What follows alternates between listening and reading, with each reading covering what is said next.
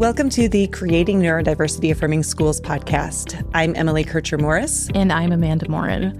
And today we wanted to have a conversation about IEPs, 504s, and personalized learning plans and in neurodiversity-affirming ways. And Emily, I think that's something we don't talk about as much, right? We talk about IEPs and 504 plans as being documents that are in compliance with laws, right? And making sure that we are hitting on the deficits that we see in students. But I really think that there's such room to talk about this from a strength-based way, especially because there's some uncertainty happening right now around what happens with IEPs and 504 plans, and that a lot of people are nervous about where we go from there. So I think it's a timely conversation.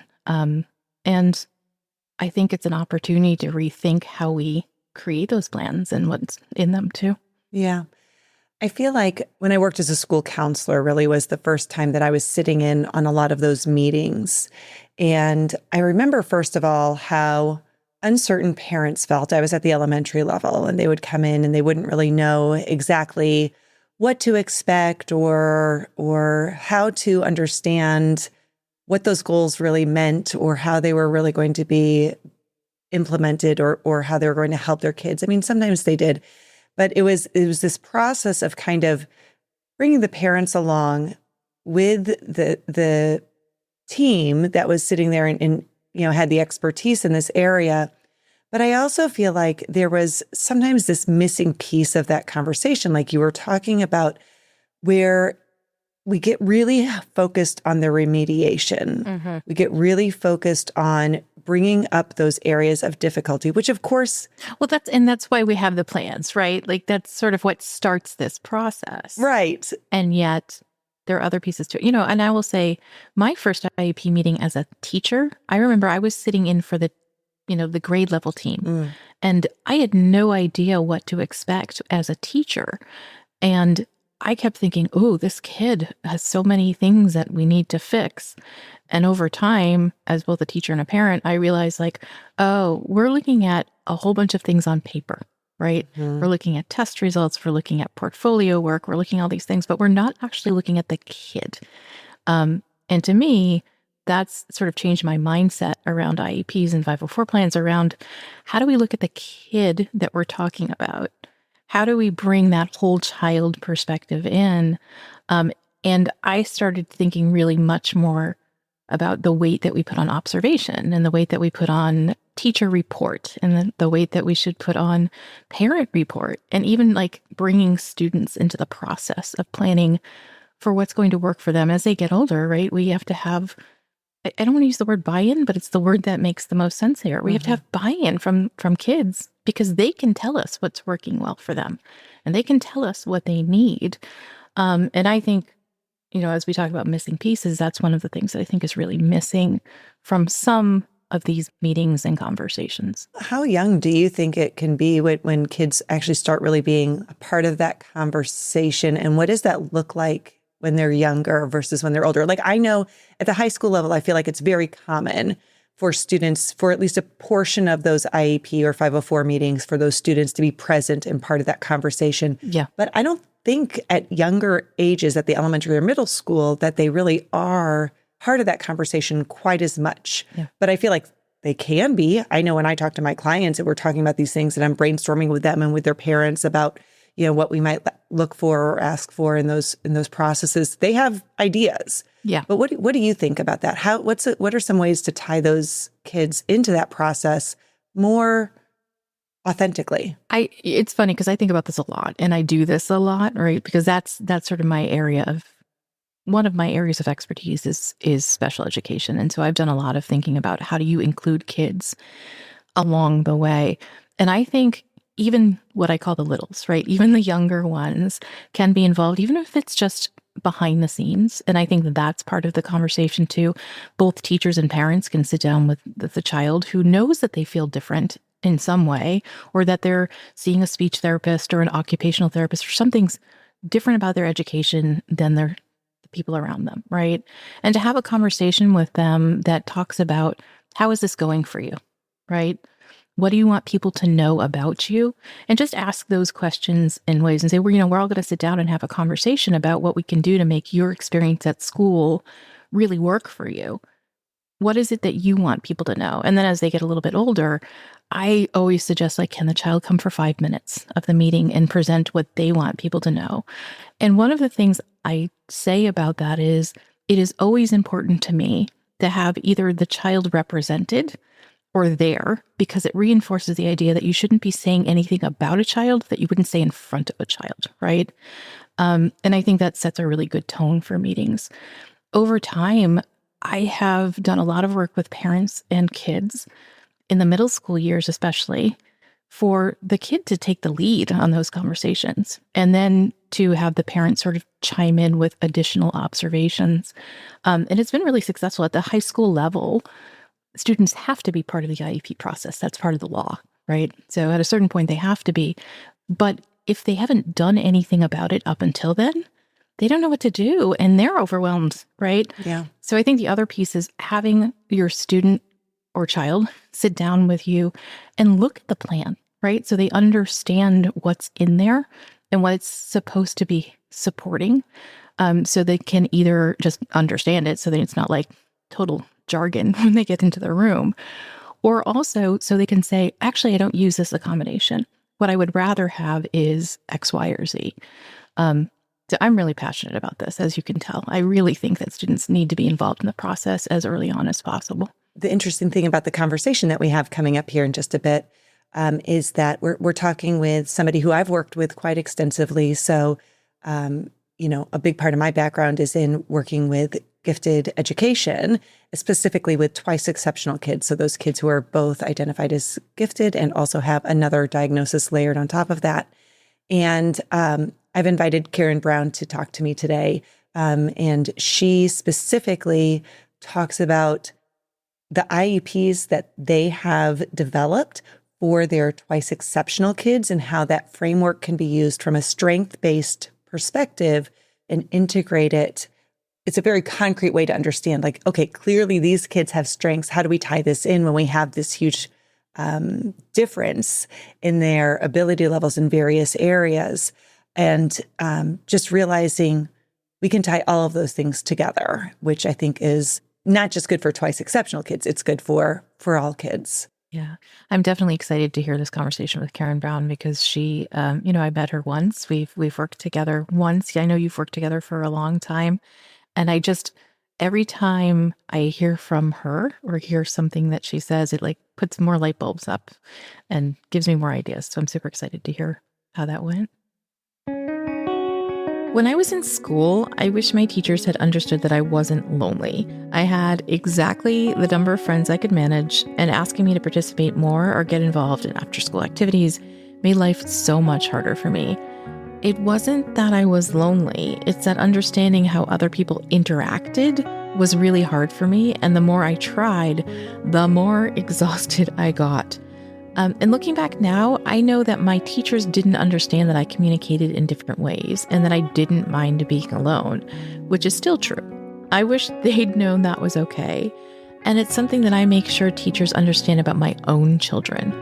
It's why the book Emily and I wrote together, Neurodiversity-Affirming Schools, Transforming Practices so all students feel accepted and supported, felt so needed to me. The book is a guide for all educators who are passionate about making sure their neurodivergent students can be successful and about creating systemic change that our schools need as we create a more neurodiversity-affirming world. It's also why we created professional development courses for schools and districts to use to begin integrating these practices with your students. You can find more information about the book and courses at neurodiversityaffirmingschools.com or click the link in the show notes.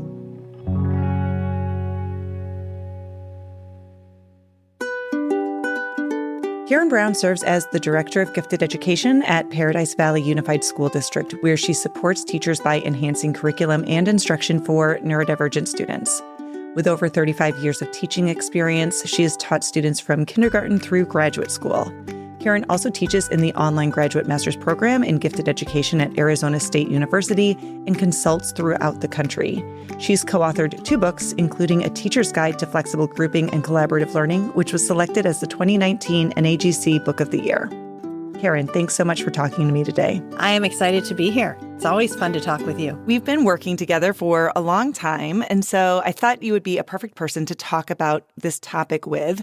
But just to start us off, can you take a few minutes and tell me how you define neurodiversity-affirming practices? How do you conceptualize that? So when I think about, and really when Paradise Valley Schools thinks about this whole concept, it's that understanding that everyone, individuals, have differences in their abilities. We all have strengths. We all have weaknesses. And in many ways, we all connect, we interact with our environment differently. So I may be light sensitive. I may struggle with sounds. We're all different. But it's the understanding that that difference doesn't have to, it's not how I am defined. And understanding that the difference isn't a deficit. It's not something I need to fix. It's simply who I am. So the acceptance of an individual, the acceptance of my strengths, my weaknesses, my challenges, just as they are. And rather than looking at them as, okay, this is something that I need to work with you on so that it's not noticeable anymore, so that it goes away. No, it's not something that needs to be changed or fixed. It's who I am. Well, and I think for so long, we did take this approach where we just ignored those things and we just expected kids to kind of adapt without really realizing how much that was influencing what they were able to learn and what they were able to do. And we were holding them back in so many ways. Well, we spent so much time making them normal. Yes. We talk a lot here about the fact that there is no normal. And, we're trying to fix kids that aren't broken. And so they're just fine. Yeah. But having that understanding and that appreciation of who they are, and looking at them from that strength window as opposed to only seeing that, well, he can't do this. Okay. And that actually kind of brings us to what we're talking about today, which are these strengths-based ideas, accommodations, and learning plans. But maybe before we jump into that, give people a little bit of context about specifically your role. And I invited you specifically because it's so unique how you all have framed the program that you have in Paradise Valley, specifically within kind of working with twice exceptional kids. So just in case anyone's not familiar with that term, those are kids who are both cognitively gifted and have another diagnosis layered on top of that, like ADHD or autism. And while that may not be exactly what everybody who's listening is, that might not be the population you're working with, I think the approach that you have taken to recognizing these kids who have these very diverse skill sets and needs has forced you to kind of be pretty creative with how you support them. So tell a little bit about your program and how you support kids. Sure. So I'm the director of gifted in Paradise Valley Schools. We, over the course of probably the last 7, 8, 9 years, began to really look at our twice exceptional population because we quickly realized that they were everywhere. And it wasn't a matter of, well, we have these 5 kids or no, they are in every classroom. We have twice exceptional learners everywhere. And teachers were really struggling to figure out, okay, I see them. I don't understand them. I don't know how to help them. And so we kind of started on the journey because teachers were so lost. I don't know what to do. They were feeling like they needed to do something, but so we came at it probably from a different lens than a lot of places do. We didn't necessarily come at it from a special ed lens we came at it from a gifted lens, recognizing that these children were gifted. They had very high cognitive ability. And if we did not approach them from a strength-based avenue, they were shutting down on us. They were just quitting. And so we decided that rather than teach one person, we were going to teach every teacher because they were in every classroom. So we started on a program, which worked well because we had you on board with us, to create that understanding at every single campus. So we have 27 elementary campuses, and that meant that I had a lot of teachers to train. And so we opened it up. We got every gifted specialist trained to help them understand, A, who are these kids? B, what do they need? What are the supports that you could put in place in a classroom? And then we started looking at, all right, how do we bleed that out so that we get every teacher understanding it? And we have a cluster program in our district for gifted students. And so we pushed it out through our cluster program and we offered it to anyone who was interested. And we had teachers jumping on board with, oh my gosh, yes, I want to talk about this. And I think the biggest thing that came out of it for us was that understanding that twice exceptional kids, neurodiverse kids are everywhere. They are the norm. And so teachers were talking about, well, I have that kid in my room. But he's not on an IEP. I said, doesn't have to be. Well, I have that kid. He's on a 504. Oh, okay. Well, I have that kid and he has an IEP for speech. And I have that kid who doesn't have anything, but still needs something. And I think that was an important piece for our teachers to realize that these kids were not all special education students. They were not all identified in that fashion. Some of them were on 504s. Some of them didn't have any accommodations at all. But they all needed something. And that was exciting for teachers to get that something in their hands. For so long in education, we really do compartmentalize, right? And you have the special education teachers over here, and you've got the gifted education teachers over here, and the gen ed classroom teachers here. And ultimately, realizing that there's so many reasons why so many students, first of all, are in all of those environments. But I think you really hit a really important point, recognizing that there are a lot of neurodivergent students who aren't identified. And there are a lot of students, just because of that variability, who can benefit, who may not officially be, at whatever threshold you want to use. Right. And so when we use these models and these approaches, it's helpful for all of those kids. Well, and the teachers were funny because as we were doing the training and things, I had a teacher raise her hand and she said, maybe I'm missing something, but isn't what we're talking about good for all kids? I was like, bingo. Yes, it is. Yes, it is. You're not going to hurt any child by doing these strategies.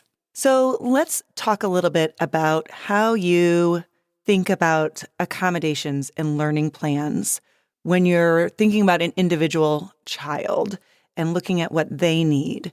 How do you write those? How do you frame those strengths-based accommodations to support them? What are some of the things that go into your thought process with that? So I think for us, we start with self-advocacy. We start with that learner. Talk to me. They've been in this body for a long time, and many of them know exactly what they need. So we start with that self-advocacy piece as we're building that learning plan. Working with the kids to, for us to understand what they need to be successful. And sometimes it means that conversation back and forth to help them understand what they need to be successful. Because there are times where we start that conversation and the kids are like, no, that's not what I need. And then through the conversation, we get, okay. And they're like, yes, that's it. That's what I need. But I think involving the student, involving that learner, because oftentimes I feel like we write these elaborate plans. We write these, okay, we're going to do this, we're going to do this, and we're going to do this. Never once spiraling back to talk to the kid and say, would this help? Strategies, there are so many of them, but I think the item to remember is one size does not fit all. There are lots and lots of things that we can do, but we have to specifically tailor it to that child. And remembering that less is more. One or two things at a time, rather than this litany of, okay, here's all these things. You don't even know if most of those will help or will work for this child. So when we are writing a plan, we talk to the student. We look specifically at where is their strength? What do they excel at? What are the conditions under which they excel? And how can we replicate those? What can we do that will put them in the same frame of mind that they're in when they're being challenged, that they feel when they're being successful? We want to build in the support in a manner that it is as non-invasive as possible. What I also hear you saying, though, when you only put a few high leverage strategies in place, it makes me think of isolating the variable in a math equation, because then you can actually tell if something's helping or not, which is really useful. Because one of the things that we are very cognizant of is it's not a start and then, okay, we're good. We don't even have to look at this again. No, it's a start. Typically, we wait 2 weeks. We revisit it. Did this make a difference? How does the learner feel? Take some observations. What are we seeing? Okay, so this seems to be really supporting them. Headphones, changing the location of their seat, putting them on a wiggle seat so they can move a little more, putting them on a teak, giving them a standing desk for help that core strength, putting them on a ball, giving them the opportunity to provide an assignment in a different fashion. We can then look and say, all right, this worked. This really doesn't seem to have an impact. All right, let's try something else. Piece by piece, I think the most effective plan for us is one that is truly built over the course of about 6 to 8 weeks. And I know that sounds like a long time, but I want a plan that can go with that child all the way through.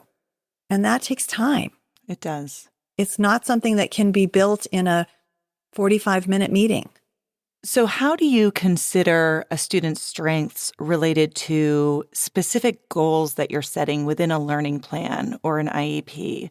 I know a lot of the students that you are working with, it's not always the academics that they're struggling with, although they might have a difficult time showing their ability on those academics. Yes. But tell me about how you tie those together when you're thinking about or looking at actual goals. So, for example, I have a couple of students right now that are struggling with maintaining their focus within the learning environment, which impacts their ability to perform in many ways because they don't stay on task. They're moving all around. They're doing everything. So we've tried a couple of different things. One thing that we know about one of the students is he is better when he can move. So we introduced a standing desk that has a kick plate at the bottom of it. So he can move his foot all the time. He can constantly be moving his foot. He can shift back and forth. I have another student that she's young and she has several places in the room that have been designated as movement zones. And when she needs to move, she gets up, she goes to a movement zone and moves around a little bit and then goes back to her spot. I am never going to take away that need to move. It's part of who they are. But I can support them in not letting it interfere with them being successful. Mm-hmm. So we do things like that. I have students that it's that frustration outburst that causes a problem, because when they get frustrated, they go from 0 to 120 in a split second. Okay, that can't continue to happen because it disrupts, they're dysregulated, it's dysregulating others around them. We got to figure out how to do that. So working with them on when they are regulated and they are in what the kids refer to as, I'm in the learning zone. Okay, how do they feel? And supporting them in learning how to recognize that feeling. When you're in the learning zone, what does that feel like? Mm-hmm. Okay, now, as you start to get out of that zone, what does that feel like? Mm-hmm. For many of our kids, it's learning that recognition. So as our goals are built, very first goal is identify the feeling. I can't change something that I can't identify. Right. What does it feel like? And we have kids who they show it in a variety of ways. I have kids who will flip a card up to let the teacher know, I'm starting to feel that. Mm-hmm. Okay, that allows the teacher then to support them and step in immediately. Now, I don't want that to continue forever for them, that someone has to step in, but it's baby steps. It's little pieces of getting them to recognize. So now that I recognize it, now I have kids who can, I recognize when it's starting to happen, and I have strategies to use to get me back in zone. Yeah. All my classes have toolboxes in them with a variety of different tools. And one of the tools in the toolbox, well, all of the tools, I should say, come with a card. And the card has 1, 2, 3, 4, 5 on it and a little timer.